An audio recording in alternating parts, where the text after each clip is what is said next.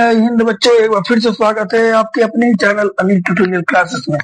तो बच्चों, आज हम लोग क्लास 10 के चैप्टर नंबर 4 लोकतंत्र की उपलब्धियों को देखने वाले हैं, जिसमें हम लोग लोकतंत्र और उसकी विभिन्न उपलब्धियों के बारे में जो विभिन्न इंपॉर्टेंट क्वेश्चन है उन सबको देखेंगे। लेकिन मैं बता दूं कि जो इस चैप्टर के जितने भी ऑब्जेक्टिव है और जितने भी शॉर्ट क्वेश्चन है उन सब का मैंने वीडियो बना के इसके पहले डाल दिया है। इस वीडियो के पहले मैंने ऑलरेडी इसको डाला हुआ है। अगर आप लोगों ने वो वीडियो नहीं देखा तो उसको देख लीजिए। उसमें 7 या 8 ऑब्जेक्टिव होंगे और कुछ शॉर्ट क्वेश्चन होगा, जो कि पूरा का पूरा क्वेश्चन इंपॉर्टेंट है, परीक्षा की दृष्टि से बहुत ज्यादा इंपॉर्टेंट है। अगर आप उसको नहीं देखिएगा तो आपको मेरे हिसाब से 2-4 नंबर का लॉस जरूर होगा। तो फटाफट से जाइए, वीडियो छोटा है बड़ा भी नहीं है, उसको आसानी से देख लीजिएगा। आज हम लोग इसी चैप्टर के लॉन्ग वीडियो पर डिस्कस करेंगे। तो बच्चों ध्यान दीजिए, वीडियो लॉन्ग वीडियो है तो वीडियो थोड़ा सा लॉन्ग होगा। लॉन्ग क्वेश्चन है तो थोड़ा सा वीडियो लॉन्ग भी हो सकता है, लेकिन ध्यान रखिएगा ये सारे क्वेश्चन इंपोर्टेंट है। अगर आप ध्यान से सुन लेते तो मुझे उम्मीद है सुनने मात्र से आपको ये चैप्टर पूरा याद हो जाएगा, ठीक है। लेकिन आप पहले जाकर वो वीडियो जो है, इसके पहले वाला वीडियो जिसमें मैंने ऑब्जेक्टिव और शॉर्ट क्वेश्चन बनाया उसको आप लोग देख लीजिए। तो उसके बाद आप लोग इसको देखिएगा तो बेहतर तरीके से समझ में आएगा। इसके लिए करना कुछ नहीं, हमारे चैनल में जाना है, चैनल को सब्सक्राइब, वीडियो को लाइक और शेयर कर देना बच्चों। इससे हम थोड़ा मोटिवेट होते हैं, ठीक है बच्चों। तो फटाफट से जाइए, हमारे चैनल को सब्सक्राइब और वीडियो को लाइक और शेयर कर दीजिए बच्चों। और उसके बाद बेल आइकन को दबा दीजिए ताकि टाइम भी हमारा नोटिफिकेशन मिलता रहे। ये सारे क्वेश्चन जैसे मैंने देख लीजिए, ये जो क्वेश्चन है, सबसे अच्छी शासन व्यवस्था क्या है, तो लोकतंत्र है, या फिर पंचायती राज व्यवस्था में महिलाओं को कितना आरक्षण दिया गया है, तो 50% आरक्षण दिया गया है बिहार में। तो इस तरह के जितने भी इंपॉर्टेंट क्वेश्चन है, ये सभी क्वेश्चन मैंने आपको ऑलरेडी बता दिया है। आज हम लोग दीर्घ पे आएंगे। दीर्घ पे आते हैं तो पहला क्वेश्चन है, लोकतंत्र किस तरह एक उत्तरदायी और वैध सरकार का गठन करता है। ये बहुत इंपॉर्टेंट क्वेश्चन है बच्चों। 11 में और 14 में पूछा था, कला खराब है बच्चों, मैंने कर लीजिएगा, ठीक है। तो लोकतंत्र में जनता अपने प्रतिनिधियों को, देखिए वैध मतलब होता है लीगल, उत्तरदायी मतलब होता है रिस्पॉन्सिबिलिटी, उत्तरदायी निभाना, ठीक है। तो याद रखिएगा, लोकतंत्र में जनता अपने प्रतिनिधियों को स्वतंत्र और निष्पक्ष चुनाव के माध्यम से चुनती है। आप जो एमएलए एमपी वगैरह चुनते हैं उसको आप लोग वोट देकर चुनते हैं, जो स्वतंत्र और निष्पक्ष वोटिंग होता है, जिसमें किसी का कोई रोल नहीं होता। आप अपने मन से अपने प्रतिनिधि को चुनते हैं और जिसमें सरकारी जो बनती है वो जनता के प्रति उत्तरदायी होती है। जो सरकार बन के जाती है वो जनता के प्रति उत्तरदायी होती है, उसके जनता के सवालों का जवाब देना पड़ता है, जनता के हितों में काम करना पड़ता है, ठीक है बच्चों। जनता के हितों में काम करना पड़ता है क्योंकि वो मजबूर होती है कि काम नहीं करेंगे तो 5 साल बाद चुनाव होगा, वोट मांगने आएगी, आप वोट नहीं दीजिएगा, तो काम करेगा तब ना वोट दीजिएगा। इसीलिए उसको अपने कुछ उत्तरदायित्व का निर्वहन भी करना पड़ता है। तो ये उत्तरदायी सरकार का गठन कैसे करती है, तो देख लीजिए, जनता के प्रति जवाबदेही, यानी जो लोकतंत्र में सरकार जो जनता द्वारा चुनी जा रही है, जो एमएलए एमपी जनता के द्वारा चुनकर जा रहा है, जो मुख्यमंत्री जो सीएम या पीएम चुन के जो हम जनता के द्वारा चुनकर भेज रहे हैं, उनको जनता के हितों की रक्षा करनी पड़ती है। यानी सरकार को जनता के उम्मीदों के मुताबिक काम करना पड़ता है। अगर वो जनता की उम्मीदों के मुताबिक काम नहीं करेगी तो अगले चुनाव में जनता उसको हटा देगी, यानी वोट नहीं देगी, और वोट नहीं देगी तो वो हार जाएगा। इसीलिए उसे जनता के हितों को ध्यान में रख के काम करना पड़ता है ताकि अगले चुनाव में जनता उसको वोट दे। दूसरा होता है प्रतिनिधियों का चयन। जनता को मताधिकार का उपयोग करने के लिए का अधिकार है, और उसी मताधिकार, उसी वोटिंग का प्रयोग करके जनता अपने प्रतिनिधियों को चुनती है, ठीक है। और जनता के चुने गए प्रतिनिधि संसद में जनता के अधिकारों के लिए मांग करते हैं, आवाज उठाते हैं, ठीक है। और सरकार की नीतियों पर जो विरोधी दल होता है वो सवाल भी करते हैं ताकि जनता के नजर में वो अच्छा बन सके। इसलिए हम लोग प्रतिनिधि को चुनते हैं और वही प्रतिनिधि हमारे हितों को ध्यान में रखकर काम करती है। तीसरा जो पॉइंट है बच्चों, तीसरा पॉइंट क्या है, एक मिनट,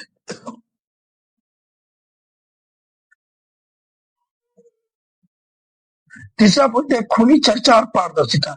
लोकतंत्र में निर्णय लेने की प्रक्रिया में पारदर्शिता होती है, यानी सरकार कुछ भी छिपा कर नहीं करती है, उसको खुलेआम सबके सामने करना पड़ता है। कोई भी कानून बनता है सबको बताना पड़ता है, क्योंकि वह लोकतंत्र में जो भी कानून बनता है आपको मालूम होगा, पहले राज्यसभा, फिर लोकसभा, फिर प्रधानमंत्री, राष्ट्रपति के पास जाता है, उनके हस्ताक्षर के बाद ही वह कानून बनता है। यानी कहीं ना कहीं कानून के हर पॉइंट को जनता के सामने रखना पड़ता है। जनता को यह जानने का अधिकार होता है कि फैसले कैसे लिए गए। जनता का अधिकार है जो कानून बना गया है उस कानून के फैसले कैसे लिए गए। तो ये सारी बातों से पता चलता है कि लोकतंत्र एक उत्तरदायी सरकार है। और यह वैध सरकार कैसे है, अगर आपसे पूछा जाए कि लोकतंत्र वैध सरकार कैसे है, तो ध्यान दीजिएगा, वैध सरकार के पक्ष में भी मैंने कुछ बातों को बताया है, जैसे कि स्वतंत्र और निष्पक्ष चुनाव। लोकतंत्र में सरकार का गठन स्वतंत्र और निष्पक्ष चुनाव के माध्यम से होता है। आप डराकर धमकाकर वोट किसी का चेंज नहीं कर सकते। वोट देने का अधिकार मेरा अपना है। मैं अपने अकेले जाता हूँ, अकेले कमरे में कोई मेरे पास नहीं रहता, मैं खुद डिसीजन लेके जिसको वोट देना उसका सामने बटन को दबा देता हूँ ईवीएम मशीन पर। ठीक है, यानी कहीं ना कहीं स्वतंत्र है, आपको अपनी इच्छा के अनुसार प्रतिनिधि को चुनने का अधिकार है। और ये निष्पक्ष भी है, क्योंकि कोई किसी के पक्ष में अपना वोट नहीं डलवा सकता, वो मोटिवेट कर सकता है, आपको अपनी बातों से अपनी ओर खींच सकता है, लेकिन जबरन अपना वोट वो किसी से दिलवा नहीं सकता है। यानी जनता को उस पर विश्वास मिलता है, जनता को विश्वास होता है कि मैंने जिसको चुना है वह मेरा प्रतिनिधि है और मैंने अपने पसंदीदा व्यक्ति को चुना है। आप सिंपल सा बात है, आप किसी के घर जाते हो घूमने के लिए, आपको अपने मन से ड्रेस देता है, आपको वो पसंद नहीं है, क्या आपको ड्रेस पहनते नहीं पहनते जाके बक्सा भेज देते हैं। लेकिन अगर वही व्यक्ति आपको कुछ पैसा दे दे या आपको मार्केट में जाके आपको पसंद का कपड़ा खरीदवाए, तो आप निश्चित तौर पर उसको पहनिएगा। तो वही चीज होता है कि मैंने जो प्रतिनिधि चुना है वो मैं अपनी पसंद का चुना हूं, तो मुझे वो हमेशा अच्छा लगता है। ठीक है, तो जनता को उस पर क्या रहता है, विश्वास रहता है। संविधान का पालन याद रखिएगा, वैध इसलिए है क्योंकि जो भी सरकारें बनती है वह संविधान के नियमों और कानून का पालन करती है। सरकार को संविधान के अनुसार काम करना पड़ता है, चाहे प्रधानमंत्री हो, चाहे मुख्यमंत्री हो, चाहे एमएलए हो, चाहे एमपी हो, चाहे राष्ट्रपति हो, वह भी देश के संविधान से बंधे हैं, वह भी संविधान के बाहर कोई काम नहीं कर सकते हैं। शासन को कानून और नैतिक रूप से मान्यता बनाता है। ये चीज क्या बताता है, यही चीज बताता है कि शासन जो है वह कानूनी रूप से और नैतिक रूप से मान्य है। जनता का भरोसा, क्योंकि सरकार लोगों की होती है, हमने बताया ना कि आप वोट देकर चुनते हैं, तो सरकार लोगों की होती है, उन्हीं के द्वारा चुनी जाती है। शासन व्यवस्था में लोगों को अपना लगता है कि वो जो हम चुन के भेजे वो तो मेरा अपना है, मैंने उसे वोट दिया। तो लोगों को लगता है कि मैंने जिसे चुन कर भेजा वो मेरा अपना है, उसको ये फील होता है कि लोकतांत्रिक व्यवस्था मेरी अपनी व्यवस्था है। लोगों को उस पर भरोसा भी करना पड़ता है, क्योंकि लोगों को वो लगता है कि वो उसका क्या अपना है। ठीक है, तो ये भी बहुत बीबीआई क्वेश्चन है बच्चों। अब मैं अगला क्वेश्चन को देखता हूँ, ये भी बहुत इंपॉर्टेंट है, देख सकते हैं कितनी बार पूछा गया है, ये भी देख सकते हैं आप, 15 में, 17 में, 20 में पूछा गया है। क्या भारत में लोकतंत्र कैसे सफल हो सकता है? अगर आप लोग गौर करिएगा तो भारत में आंशिक रूप से लोकतंत्र सफल है। हम लोकतंत्र को पूरा सफल नहीं जाएंगे, क्योंकि आज भी बहुत गरीबी है हमारे यहाँ, आज भी बेरोजगारी है। अगर पूरा सफल आता तो हमारे यहाँ गरीबी बेरोजगारी की समस्या नहीं होती, भ्रष्टाचार नहीं होता। इसीलिए आज भी हमारे यहाँ लोकतंत्र सफल तो है, लेकिन आंशिक रूप से, यानी कुछ हद तक चुनौतियों का सामना भी करना पड़ता है। यानी लोकतंत्र आंशिक रूप से सफल भी है और आंशिक रूप से लोकतंत्र की चुनौतियां भी है, यानी कुछ सफल भी है, कुछ चुनौतियां भी है। और दुनिया के सबसे बड़े लोकतंत्र में एक है भारत, एक क्या, दुनिया का सबसे बड़ा लोकतंत्र भारत ही है, और नागरिकों का इसमें मजबूती से विश्वास भी है। लेकिन कहीं ना कहीं कुछ कमियां हैं, जिसके कारण हम लोग मानते हैं कि भारत में लोकतंत्र के मार्ग में चुनौती है।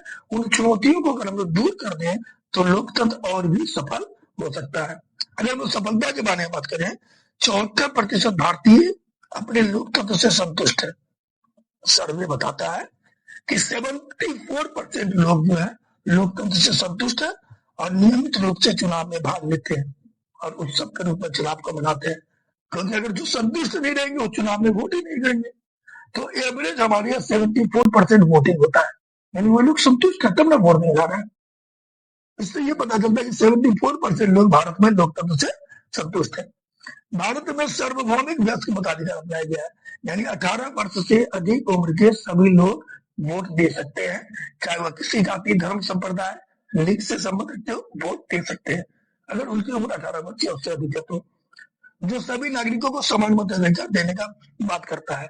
यानी इससे ये पता चलता है कि अब जाति के आधार पर, धर्म के आधार पर भेदभाव नहीं कर रहे हैं, आप सबको समान वोट देने का अधिकार प्राप्त कर रहे हैं।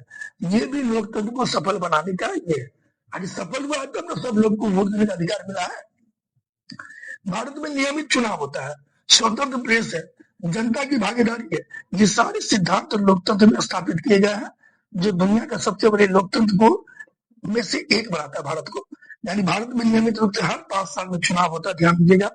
प्रेस को स्वतंत्र है, जनता की भागीदारी भारत के लोकतंत्र में होती है, 74% जनता इंटरेस्ट लेता है। ये सारी बातें बताती है कि भारत विश्व में एक बड़ा लोकतंत्र है, यानी कहीं ना कहीं सफल है तब लोकतंत्र विश्व का बड़ा लोकतंत्र बन रहा है। ठीक है, अब हम लोग कुछ चीजें देख लेते हैं, लोग कहाँ कमियां है हमारे लोकतंत्र में। कमी के बारे में जिक्र करें तो अभी भी गरीबी, भूखमरी और बेरोजगारी अभी भी एक गंभीर समस्या भारत के लिए बनी हुई है। आज भी भारत में गरीबी है, भूखमरी है, बेरोजगारी है, और ये लोकतंत्र के विकास के लिए हानिकारक है। क्योंकि जब तक गरीबी, भूखमरी, बेरोजगारी रहेगी, हमारे देश के लोगों को लोकतंत्र पर विश्वास नहीं होगा। वो संतुष्ट नहीं होंगे तो विश्वास नहीं होगा। संतुष्टि जरूरी है, उसके लिए गरीबी, भूखमरी, बेरोजगारी को दूर करना भी जरूरी है, और ये सभी चीज उनकी सफलता के मार्ग में बाधा है। अगर ये सब चीजें समाधान हो जाएगा तो लोकतंत्र सफलता को प्राप्त आसानी से करेगा, उसके मार्ग की एक बड़ी बाधा दूर हो जाएगी। कुछ रिपोर्ट के अनुसार भारत का लोकतंत्र दोषपूर्ण है। कुछ रिपोर्ट बताता है, वैश्विक रिपोर्ट, कि भारत का लोकतंत्र में कुछ कमियां हैं, क्योंकि विधायी संस्थाएं यानी लीगल टेंडर, विधायी संस्थाएं जो है, जो विधानमंडल, लोकसभा वगैरह है, जो जो आपका सदन वगैरह है, वह कमजोर है, और नागरिकों को पूरी तरह से स्वतंत्रता का विकल्प और अवसर नहीं मिल पाता है। कुछ सर्वे बताता है कि भारत के लोकतंत्र दोषपूर्ण है, क्योंकि यह विधायी संस्थाएं जो है कमजोर है, और नागरिकों को पूरी तरह से स्वतंत्रता का विकल्प नहीं मिल पाता है, तो उसकी मार्ग में सफलता का कारण है। मीडिया की स्वतंत्रता, आज हमारे देश में कहीं ना कहीं मीडिया के मार्ग में बाधा ला दी गई है। मीडिया की स्वतंत्रता में कमी आई है, सांप्रदायिक क्षेत्रवाद और कट्टरवाद ये सब बढ़ा है, असहिष्णुता, टॉलरेंस बढ़ा है, और इन सब के कारण कहीं ना कहीं भारत में लोकतंत्र की सफलता में बाधा आ रही है। क्योंकि जब तक मीडिया को लोकतंत्र का चौथा स्तंभ कहते हैं, मीडिया को लोकतंत्र का चौथा पिलर कहते हैं, और एक पिलर भी कमजोर हो जाएगा तो खाट टिकेगा, पलंग टिकेगा, नहीं टिकेगा। तो इसीलिए कहीं ना कहीं मीडिया को स्वतंत्रता देनी होगी। लेकिन आज हमारे देश में मीडिया की स्वतंत्रता में कमी आई है। सांप्रदायिकता, धर्म के आधार पर भेदभाव बढ़ा है, अलगाववाद, क्षेत्रवाद बढ़ा है, कट्टरवाद बढ़ा है, असहिष्णुता बढ़ा है, और ये सारी चीज कहीं ना कहीं लोकतंत्र के लिए काफी खतरनाक है। ठीक है, ये भी बहुत इंपॉर्टेंट क्वेश्चन है, इसको भी आप लोग देख लीजिएगा। अब अगला देखते हैं क्वेश्चन बच्चे। अगला क्वेश्चन बहुत इंपॉर्टेंट है, और वो क्वेश्चन क्या है? वो क्वेश्चन है, लोकतंत्र किन परिस्थितियों में सामाजिक विषमताओं को कम करने में मददगार होता है और सामंजस्य का वातावरण निर्माण करता है। यानी लोकतंत्र कब समाज के भेदभाव को समाप्त करके, विषमताओं को समाप्त करके, कम करके एक सामंजस्य का वातावरण स्थापित कर सकता है। तो याद रखिएगा, सामाजिक विषमताओं को कम करने में लोकतंत्र की महत्वपूर्ण भूमिका है। जैसे पहली भूमिका क्या है? लोकतंत्र सभी नागरिकों को उसकी जाति, धर्म, लिंग या पृष्ठभूमि की परवाह किए बिना समान अधिकार देता है। चाहे आप हिंदू हो, मुस्लिम हो, सिख हो, ईसाई हो, महिला हो, पुरुष हो, अमीर हो, गरीब हो, दलित हो, हाइयर हो, उससे कोई लेना देना नहीं है। सब लोकतंत्र की नजर में समान है, सबको वोट देने का अधिकार है। तो इस तरह वह लोकतंत्र एक समान अवसर प्रदान करता है, यह समानताओं को समाप्त करता है, और वंचित लोगों को उचित स्थान दिलाने में मदद करता है। यानी लोकतंत्र में जाति, धर्म, लिंग ये सब के आधार पर कोई भेदभाव नहीं किया गया है। लोगों को समान अधिकार दिया गया है। असमानताओं को समाप्त करके जो पिछड़े वर्ग के लोग हैं समाज में, उनको उचित स्थान दिलाने में लोकतंत्र की अहम भूमिका होती है। दूसरा लिख सकते हैं, लोकतंत्र में सरकार मनमानी नहीं कर सकता है। क्यों नहीं कर सकता है? क्योंकि जो अल्पसंख्यक जो है, जो बहुसंख्यक है, उनकी सरकार बनती है, जो मेजोरिटी में है उनकी सरकार बनती है। बट वह अल्पसंख्यकों की चिंताओं और हितों को भी ध्यान में रखता है। वो अल्पसंख्यकों की चिंताओं और हितों को भी ध्यान में रखता है, ताकि समाज में किसी भी समूह का दमन ना हो। समाज में कोई समूह का दमन ना हो, वो इस चीज को ध्यान में रखता है। लोकतांत्रिक व्यवस्था विभिन्न समूहों के बीच संवाद स्थापित करती है।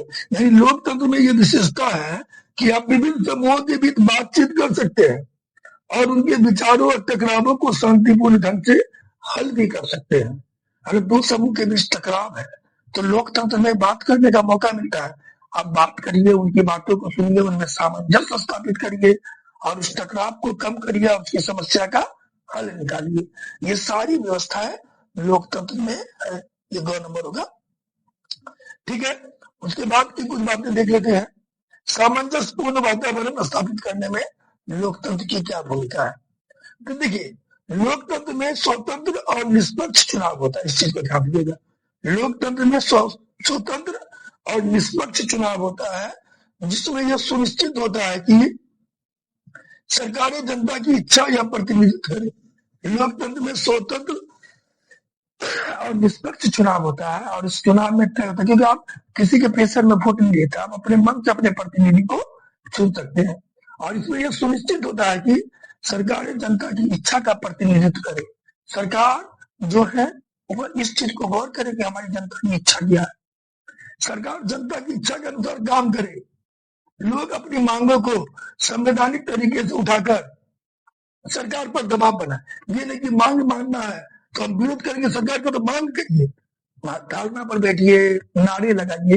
ये नहीं कि उग्रवादी आतंकवादी वाली हरकतें करिए। ये संवैधानिक तरीके से, यानी लीगल तरीके से, कानूनी तरीके से आप अपनी मांगों को सरकार के सामने रख करके सरकार पर दबाव बना सकते हैं लोकतंत्र में।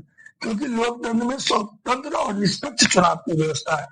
आप किसी तरह के दबाव में नहीं है, आपने अपनी इच्छा से वोट देकर चुना है और अगर वह कोई गलती करता तो आप उस पर दबाव बनाइए। लेकिन दबाव बनाने का मतलब क्या होता है?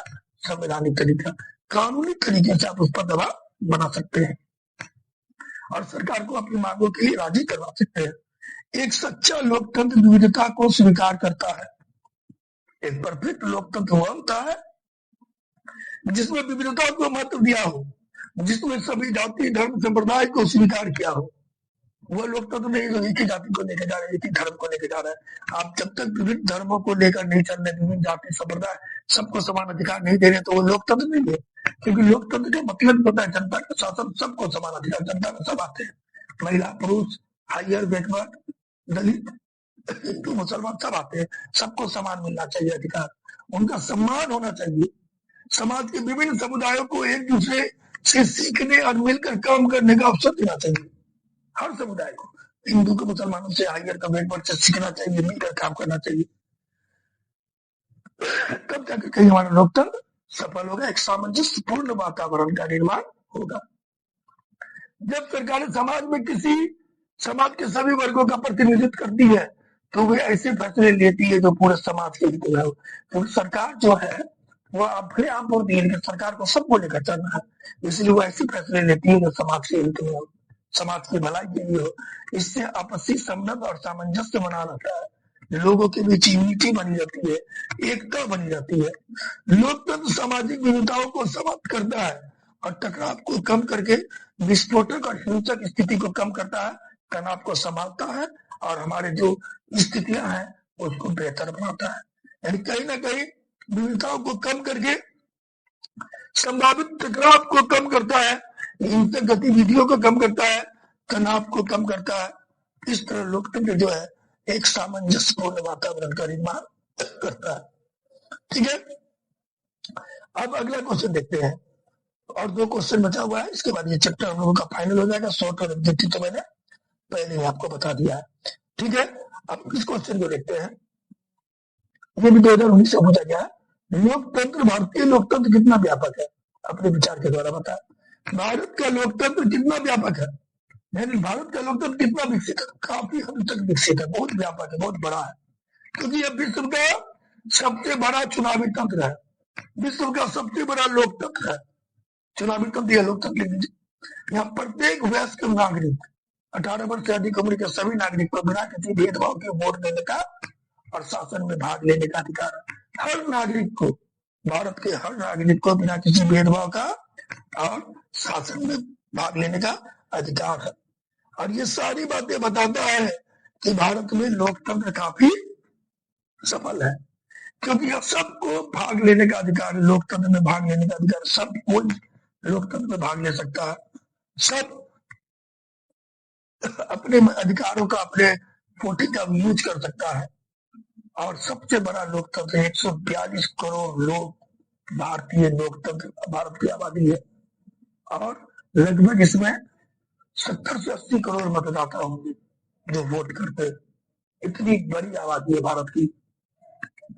भारत की लोकतंत्र व्यवस्था दुनिया की सबसे बड़ी लोकतंत्र है, जहाँ 1.3 अरब से अधिक चुनावी मतदाता, मैंने कम बोल दिया, 1.30 अरब, लगभग 1.3 अरब, 1.3 अरब लोग वोट करते हैं, 130 करोड़ लोग वोट करते हैं। आप समझ सकते हैं कितने मतदाता हैं। प्रत्येक वयस्क नागरिक, चाहे वो किसी जाति के हो, धर्म के हो, लिंग के हो, वर्ग के हो, हिंदू हो, मुसलमान हो, सिख हो, ईसाई हो, महिला, पुरुष हो, हायर हो, बैकवर्ड हो, कुछ भी हो, उनको मतदान करने का अधिकार है, अपने प्रतिनिधियों को चुनने का अधिकार है। ये नहीं है आप मुस्लिम है, आप हिंदू है, आप महिला है तो वोटिंग नहीं करेगा, अपने प्रतिनिधि को नहीं चुनेगा। सबको अपने प्रतिनिधि चुनने का अधिकार है। लोकतंत्र में विभिन्न भाषा, धर्म, जाति, संस्कृति, सभी समुदाय के लोगों को साथ लेके चलने में महत्वपूर्ण भूमिका निभाया जाता है। लोकतंत्र सभी संस्कृति और समुदाय के लोगों को साथ लेकर चलता है, सभी भाषा और धर्म के लोगों को साथ लेकर चलता है। ठीक है,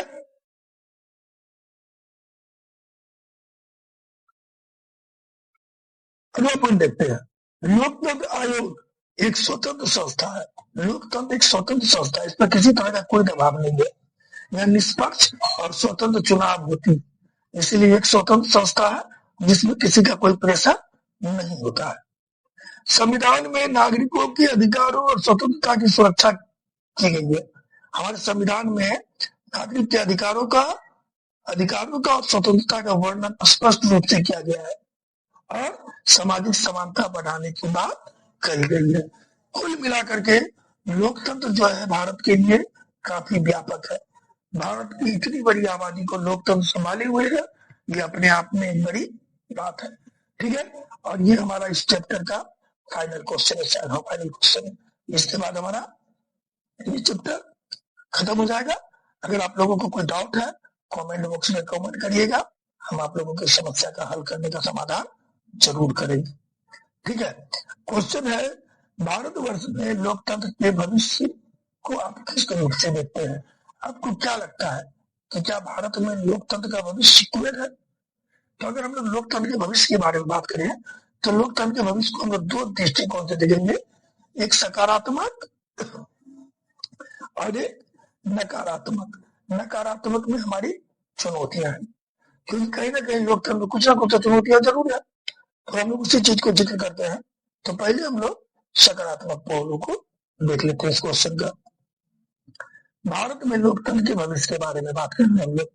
तो देखिए, भारत में लोकतंत्र का भविष्य आशाजनक है, होपफुल, अच्छी है, खराब नहीं है, बेहतर है, कोई दिक्कत नहीं है इसमें, क्योंकि नागरिकों की जागरूकता बढ़ रही है। आज लोग कॉन्शियस हो रहे हैं लोकतंत्र के प्रति।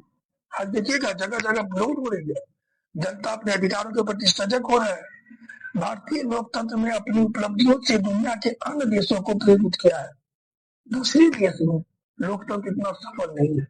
आज अपने नेपाल में देख लीजिए, 15 साल में 17 साल में 15 पीएम बन चुके हैं, 17 साल में 15 पीएम बन चुके हैं नेपाल में। समझ रहे आप कुछ? तो भारत का लोकतंत्र बहुत सफल है, और अपने पड़ोसी देशों के लिए प्रेरणा का स्रोत है। हमारे पड़ोसी देश को हमसे सीखना चाहिए कि हम लोकतंत्र को कितना सफल किए हुए। हालांकि हमारे यहाँ भी कुछ कमियां हैं, शिक्षा की कमी है, सामाजिक विषमताएं हैं, भ्रष्टाचार है।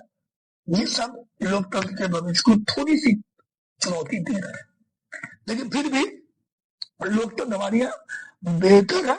इसके सकारात्मक पॉजिटिव भाग को देखें तो आम जनता अब अधिक जागरूक हो रही है, मताधिकार का सही उपयोग कर रही है, सही लोगों को वोट दे रही है, जिससे ये पता चलता है कि आने वाले समय में लोकतंत्र हमारे यहाँ और सफल होगा। दूसरी बात बोले, चुनाव आयोग और स्वतंत्र न्यायपालिका लोकतंत्र की सफलता के लिए महत्वपूर्ण भूमिका निभाती है। हमारे देश में चुनाव आयोग है जो कि स्वतंत्र है और न्यायपालिका भी स्वतंत्र है, और ये लोकतंत्र को सफल बनाने में एक महत्वपूर्ण भूमिका निभा रही है। ठीक है, उसके बाद बात करें भारतीय लोकतंत्र के साथ दुनिया में बढ़ी, आज भारत का वैल्यू दुनिया में बढ़ा है। एग्जाम्पल दिया जाता है भारतीय लोकतंत्र का, देखो कितना सबल है। 1.3 अरब मतदाता है, 130 करोड़ मतदाता है, फिर भी भारतीय लोकतंत्र सफल है, इसीलिए देश को प्रेरित करता है। भारत में अब तक हुए चुनाव निष्पक्ष और स्वतंत्र रूप से कराए गए हैं, यानी भारत का चुनाव अब जब इतना हुआ सबका सब सक्सेस है, स्वतंत्र और निष्पक्ष चुनाव हुआ है। लेकिन फिर भी हमारे मार्ग में कुछ चुनौतियां भी है। क्या चुनौती? अगर इसको समाधान नहीं किया तो हो सकता है कि भविष्य में लोकतंत्र के लिए थोड़ा खतरा उत्पन्न हो। जैसे पहला है समाज में मौजूद विषमता है, जैसे मान लीजिए भेदभाव है, जाति पाति का, धर्म का, हिंदू मुस्लिम सिख ईसाई, हायर बैकवर्ड, महिला पुरुष, अमीर गरीब, ये भविष्य के लिए बाधाएं पैदा करती है। इसलिए इन विषमताओं को जितना हो कम करने की कोशिश करनी होगी। अशिक्षा, अशिक्षा भी लोकतंत्र की एक बड़ी बाधा है, क्योंकि अशिक्षित लोग अपने मताधिकार, अपने वोटिंग का सही यूज नहीं करते हैं, और वो नागरिकों को पूर्ण रूप से जागरूक नहीं होने देते हैं। अगर कोई अशिक्षित व्यक्ति होगा तो वह पूर्ण रूप से नागरिकों को जागरूक होने भी नहीं देता है। इसीलिए शिक्षा का प्रसार करना बहुत जरूरी है। फिर देश में भ्रष्टाचार भी फैला है, भ्रष्टाचार भी लोकतंत्र को कमजोर करती है, तो लोकतंत्र को मजबूत बनाना तो भ्रष्टाचार को रोकना होगा। नेक्स्ट बात करें, देश में जातिवाद और सांप्रदायिकतावाद का नंबर होगा, यानी जातिवाद और संप्रदायवाद, यानी जाति के आधार पर भेदभाव, धर्म के आधार पर भेदभाव, ये सामाजिक मुद्दे हमारे देश को कहीं ना कहीं कमजोर करते हैं और लोकतंत्र के मार्ग में सबसे बड़ी बाधा उत्पन्न करते हैं। ठीक है बच्चों, इस तरह हमारे इस चैप्टर का जितना भी VVI क्वेश्चन था, जितना इंपॉर्टेंट लॉन्ग क्वेश्चन था, वो सभी के सभी लॉन्ग क्वेश्चन मैंने आपको बता दिए। ये 5 मार्क्स वाले क्वेश्चन है। ठीक है बच्चों, अगर हमारा वीडियो अच्छा लगा हो तो हमारे चैनल को सब्सक्राइब, वीडियो को लाइक और शेयर कर दिए बच्चों। इससे हम लोगों को एनर्जी आती है, हम लोग मोटिवेट होते हैं और बेहतर तरीके से वीडियो बनाने की कोशिश करते हैं। जय हिंद, जय भारत।